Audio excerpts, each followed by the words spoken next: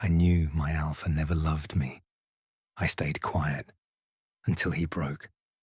What will it take for you to love me? They say an omega's bond is the most powerful thing in the world. But no one tells you what happens when that bond is one-sided. When I first met him, Aries, my alpha, I thought fate had been kind.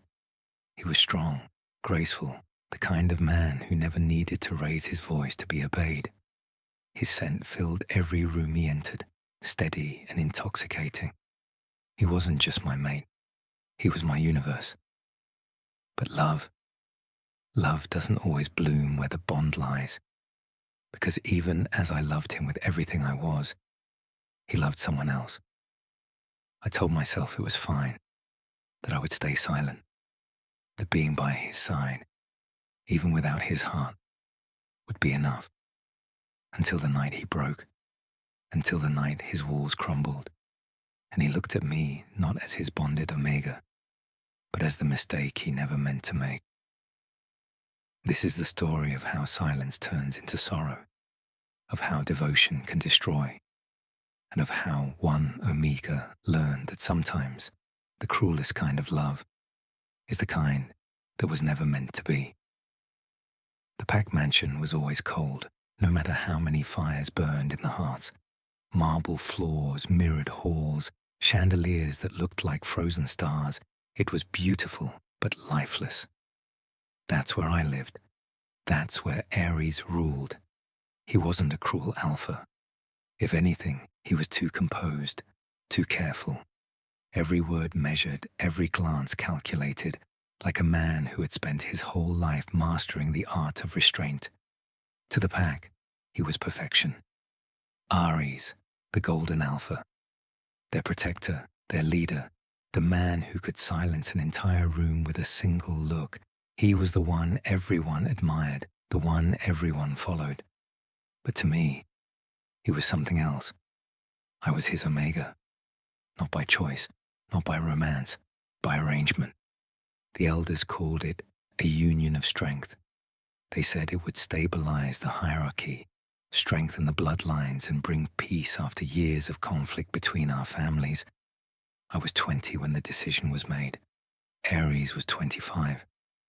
Already head of the pack, already burdened with the kind of responsibility that stole a man's youth long before time ever could. They dressed it up in celebration, music, feasts, blessings under moonlight, but to me, it was an execution masked as ceremony. When he marked me, I didn't resist. My family stood behind me, the entire pack watching as his fangs grazed my skin. The bond flared to life, hot and blinding, searing my veins with the scent of him. People cheered, but when I looked up, expecting to see warmth, I found nothing but ice. His eyes, those calm, steady eyes, held no trace of tenderness, only duty. That was the night I understood what it meant to be chosen without being wanted. Aries was impossible to hate. That was the cruelest part. He never raised his voice, never struck me, never even used his authority to remind me of my place. He was distant, yes, but his distance was polite, cold, but never cruel. He treated me the way one might treat a valuable object, handled with care, kept in perfect condition, admired from afar but never touched. The first night we shared a room, I remember how he stood by the window for hours, gazing out at the forest beyond the mansion grounds.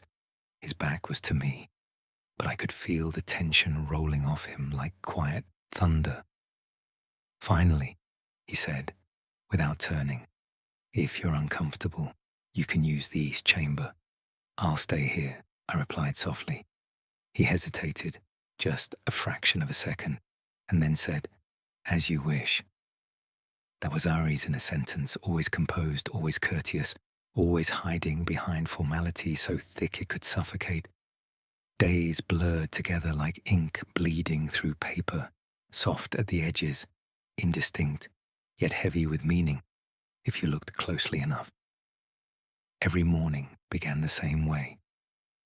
The sun would rise slow and pale over the forest that surrounded the compound, turning the mist into golden threads.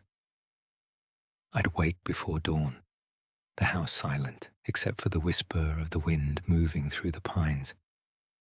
My hands had long since memorized the motions, brewing his tea just right, 3 minutes steeped, a touch of honey, and a hint of ginseng because he said it kept his focus sharp. He never asked for it, but I made it anyway. I told myself it wasn't devotion, it was habit. Then I'd hear the familiar rhythm of his footsteps coming down the hall, steady, composed, perfectly measured. Alpha steps. He never faltered, never hesitated. Even half asleep, his presence filled a room before he entered it. When he passed through the kitchen, his eyes would flicker toward me, a brief, acknowledging glance before moving on. Sometimes he'd offer a polite nod as though I were one of his soldiers instead of his bonded mate. "Morning," he'd say. "Morning," I'd reply, keeping my tone even, neutral. And then he was gone, out the door, into another day that didn't include me. The pack adored him. To them, he was the perfect alpha.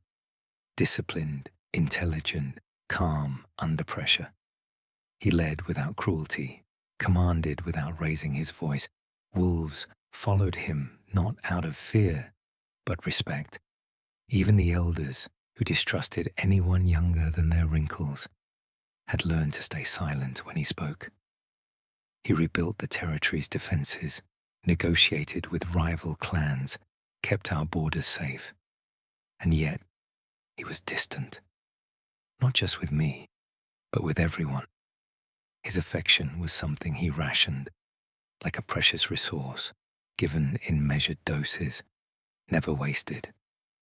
I sometimes wondered if he even knew how to love anyone at all. Afternoons stretched into silence. I spent most of them in the garden, tending the small patch of herbs near the kitchen window.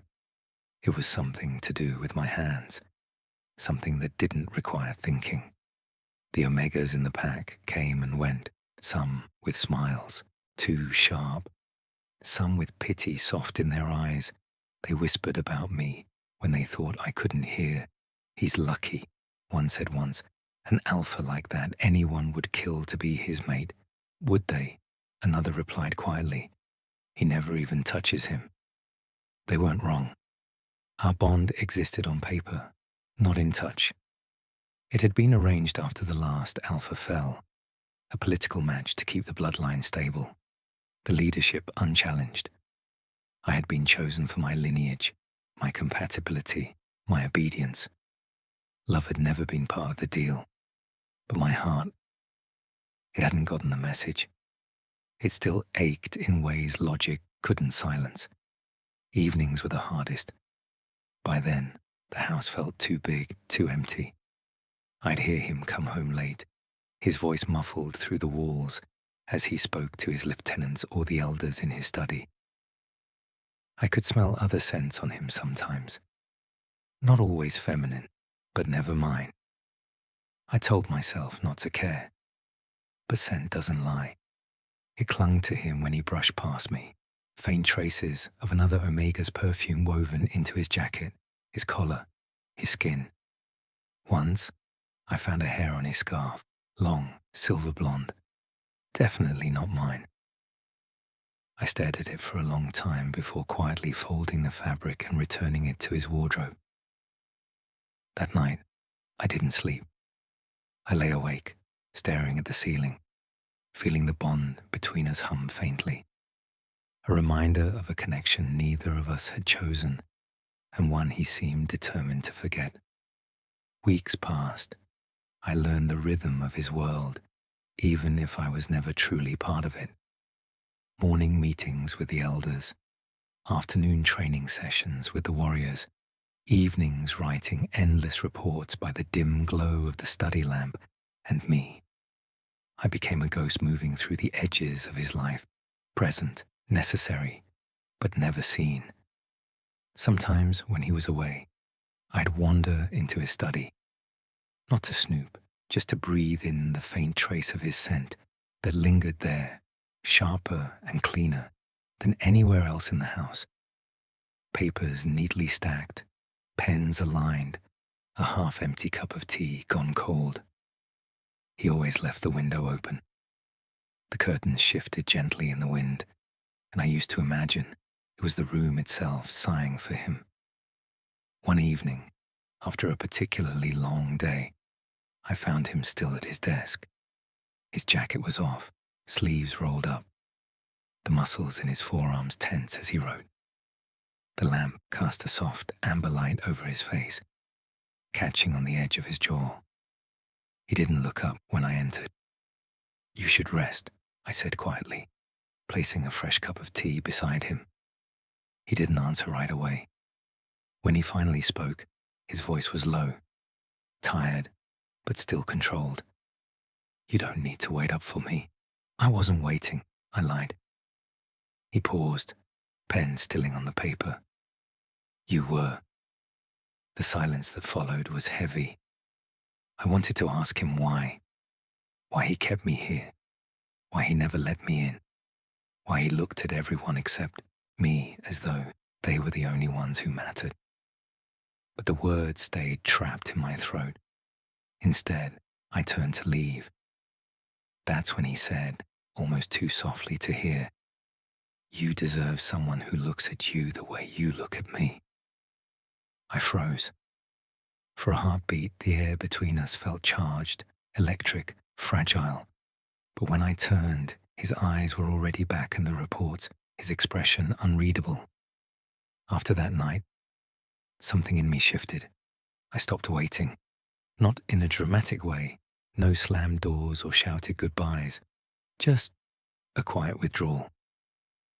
I stopped setting out 2 cups of tea, stopped checking the time when he was late, stopped pretending that my heart didn't crack a little more each day. I started going on longer walks outside the compound, into the forest that bordered our territory. Out there, where no one could see, I could breathe. The air smelled of pine and earth and freedom, scents that didn't carry the weight of expectation. Sometimes I wondered what life might have been if I'd said no when they proposed the bond, if I'd chosen solitude over security. But then I'd remember the night of the ceremony, the way he'd stood beside me, hand firm on my shoulder, voice calm as he swore the oath that bound us. He hadn't smiled, but he hadn't flinched either. That steadiness had been enough to make me believe that maybe, just maybe, there was a chance. Now I knew better. There were still moments, though, fleeting, unintentional, when I caught glimpses of something human beneath his control. Once, during a storm, the power went out. I found him standing by the window, watching the rain lash against the glass. He looked small somehow. Not the alpha everyone saw, but a man worn thin by the weight of leadership. When he turned, our eyes met, just for a second. Lightning flashed, illuminating the faint sadness in his expression, and then it was gone. He turned away, murmuring something about checking the generators, and left the room. I stood there, hand pressed to my chest, feeling the echo of that brief connection burn through the bond. Weeks became months. Our lives continued, parallel lines that never met. The pack thrived, the borders held. His reputation grew, and I, his quiet omega, learned to exist in the spaces between his presence and his absence. I learned to find peace in small things, the way sunlight filtered through the curtains in the morning, the sound of rain on the roof, the feel of cool soil between my fingers when I tended the garden. I stopped waiting for him to love me, but I never stopped loving him, even when it hurt, even when he didn't look back. Because love, once rooted, doesn't always grow where it's wanted.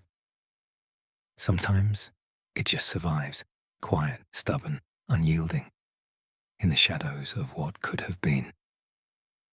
He was my alpha, the one I was bound to by duty, not desire, the one who led with strength but forgot how to touch with gentleness. And I was his Omega, the one who stayed, not because I was chosen, but because I couldn't unchoose him. Every morning he still drinks the tea I brew. Every night I still hear his steady breathing from across the hall. We are a story, half written, beautiful in its silence, tragic in its restraint. And though the world may never know it, once, for a moment, between the rain and the dawn, I thought he might have loved me too. They said the bond between Alpha and Omega was sacred, that once it was formed, two souls intertwined until even death couldn't tear them apart. But what they didn't say, what no one ever told me, was how lonely that could feel when only one heart was truly beating. Because every time he entered a room, my instincts flared, my pulse quickened, the bond inside me reacted like a live wire, tugging, reaching, wanting, and every time he remained calm, unaffected. He'd nod when I greeted him, thank me when I brought his meals, sometimes even offer a faint smile when our eyes met by accident. But it was never more than that. The nights were the worst. In the quiet of our shared room, I'd lie awake, listening to the rhythm of his breathing from across the bed. He never touched me, not once. I used to imagine he couldn't sleep either. That maybe, beneath all that composure, something inside him struggled too. That maybe he felt the pull of the bond but refused to give in because he was afraid of what it might mean. But I was wrong. One night, I woke to find the space beside me empty. I followed the faint scent of rain and found him outside on the balcony, phone pressed to his ear, his voice low but raw in a way I'd never heard before. "Lyra," he whispered. The name hit me like a blade. "I can't. You know I can't," he said quietly. "The council made their choice. I have to see it through." A pause, then softer, softer than anything he'd ever said to me. "I'll always love you." I didn't need to hear the rest. I turned away, my hands trembling, my throat burning with a sound I refused to make. That was the night I stopped pretending that our silence was peace. It was just emptiness wearing a polite smile. The pack adored him. To them, Ares was a symbol of control, strength, and discipline. The perfect alpha who never let emotion cloud his judgment. To me, he was a storm I wasn't allowed to touch. And yet, I stayed. I told myself it was loyalty, that I was upholding my duty as his bonded Omega. But in truth, it was fear. Fear of what I'd become, without the title that tethered me to him. Every morning, I performed my rituals. I prepared his tea the way he liked it, dark, no sugar. I arranged his schedule. I smiled at the servants, even when my chest ached so hard it felt like it might split. Sometimes he'd catch me looking at him. He never said anything, but there was something in his eyes, something fleeting. Guilt, maybe, or pity. And I hated that even pity from him felt like affection. One day, after a council meeting, he returned earlier than usual. His shirt was unbuttoned at the collar, his hair slightly disheveled. He looked tired, human, almost. "You didn't eat," I said quietly, noticing the untouched plate on his desk. "I'm not hungry. You'll make yourself sick if you keep skipping meals." He gave a small, humorless laugh. "You sound like the healers." I hesitated, fingers tightening around the tray. "I worry." That made him look up. For the first time, his gaze didn't slide past me. It stayed. "You shouldn't," he said. "You shouldn't have to." Something about the way he said it made my throat tighten. "I'm your Omega," I whispered. "It's my place." He flinched, barely, but enough. "No," he said softly. "It was never supposed to be." Before I could respond, he turned away, ending the conversation the way he always did, by retreating into silence. But his words echoed in my chest long after he left. Never supposed to be. Was I supposed to feel relief? Anger? I didn't know.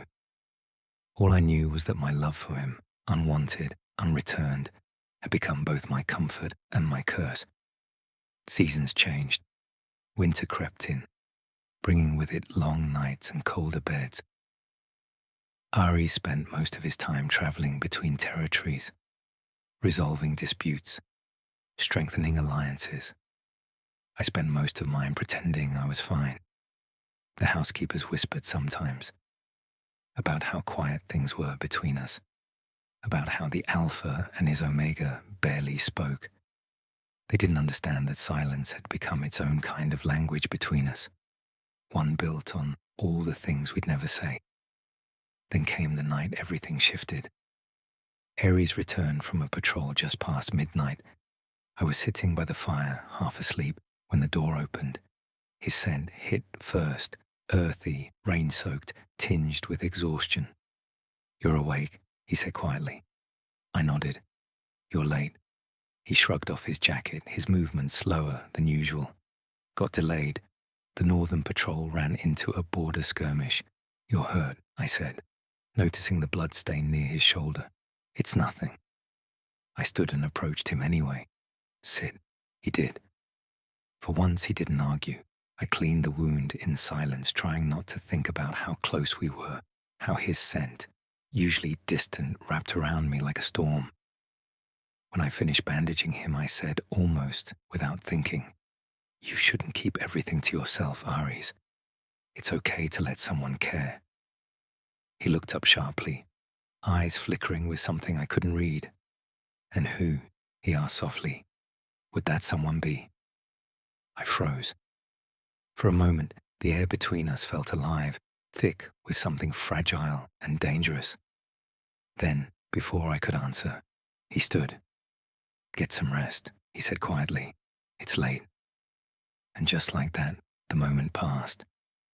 But that night, as I lay awake, I realized something had changed. Not in him, in me. Because for the first time, I wasn't sure I wanted to keep waiting for a love that would never come. For the first time, I wondered if silence was the same as survival. And in that wondering, I felt something crack inside me, small, invisible, but real. The kind of crack that eventually becomes an escape. He wasn't cruel, he was careful, he was composed, he was everything an Alpha was supposed to be. And I was everything an Omega was trained to be. Quiet, gentle, loyal. But between all that perfection, there was no space left for love. Just duty, just distance, just the sound of two hearts beating in the same house, but never in rhythm. And maybe that's the cruelest kind of bond, the one that ties you so tightly. You forget how to breathe on your own. The elders said the union would strengthen the bloodlines. I said nothing. I was born a quiet one. Obedient, pliant, the kind of Omega society praise because I never caused trouble. When Aries marked me, I felt it all. The burn, the pull, the way the world seemed to collapse and reform around him. My heartbeat synced with his. My instincts whispered, "Mate." But when I looked into his eyes, I saw nothing reflected back. He never said it aloud, but I could feel it. The mark was a duty, not desire, a bond of convenience. He still visited her.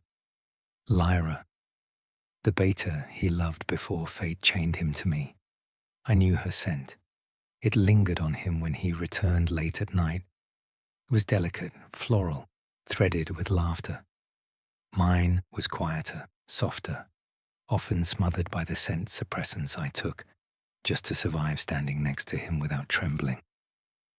Every morning, I made his tea. Every night, I folded his shirts. And in between, I built small fictions to keep myself breathing. He'd glance my way sometimes, casual, fleeting, but never long enough to mean anything. Until one day, He did. It was after a pack meeting. He looked tired, eyes shadowed, a storm behind his calm expression. I'd brought him water, as I always did, but when our hands brushed, his breath hitched, barely, the kind of reaction a human might miss, but not an omega whose whole being was wired to his alpha's heartbeat. He looked at me for a second too long, and in that second, something inside me stirred. Hope, a dangerous thing. The illusion began to crack the day Lyra left. Rumors spread like wildfire. She'd accepted a post in another pack, far to the north. I didn't ask why. I didn't need to. The look on Aries' face told me everything. For weeks, he didn't speak. He trained harder, came home later, sometimes not at all. The mansion grew colder. The fire would burn faster, as if trying to fill the space he left empty. And I tried to reach him. I cooked meals he didn't eat, left notes he didn't answer, tried to smile when he entered a room, only to flinch when he passed by without looking. Until one night, he did look. It was raining. I'd fallen asleep on the couch waiting for him. When he came in, drenched and silent, I woke with a start. "You'll get sick," I said, standing. "Let me. Why do you care?" His voice cut sharper than the storm outside. I froze.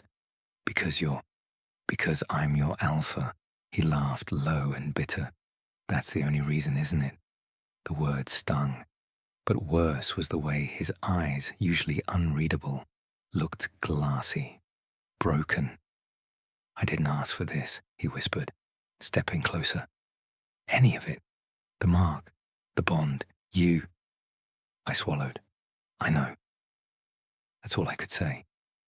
Because I did know. I'd known from the start. He took another step, close enough that I could feel the heat radiating from him. "Then why do you stay?" I opened my mouth, but no words came. Because love isn't logical. Because I can't undo what I feel. Because even if you never loved me, my heart still calls your name in its sleep. But I said none of that. "I stay," I said quietly. Because leaving would hurt more. He exhaled, a sound between anger and surrender. And then, for the first time, he touched me not as an obligation, but as a man who didn't know what else to do. The kiss was desperate, harsh, like drowning and breathing at once.